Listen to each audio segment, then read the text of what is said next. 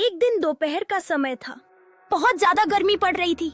गर्मी की वजह से पूरा बाजार सुनसान पड़ा था और लोग अपने अपने घरों में आराम कर रहे थे। एहसान और मकसूद दुकान के एक कोने में दोपहर का खाना खाकर बैठे हुए थे।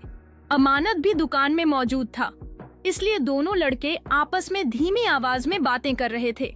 वे अमानत का बहुत आदर करते थे और हमेशा कोशिश करते थे कि उनकी किसी बात से उसे किसी तरह की तकलीफ न पहुंचे। इन दोनों लड़कों में एहसान ज्यादा होशियार और समझदार था। उसे हर मामले में सोच विचार करने की आदत थी। इसी वजह से अमानत उसे बहुत पसंद करता था। वह दुकान के कामकाज में भी बहुत दिलचस्पी लेता था और उसे बेहतर ढंग से चलाने के लिए अमानत को सुझाव देता रहता था। उसके सुझाव इतने अच्छे होते थे कि अमानत खुशी खुशी उन पर अमल करता था। उसी के सुझाव पर अमानत ने लकड़ी की एक बड़ी 2 पहियों वाली ठेला गाड़ी भी बनवा ली थी।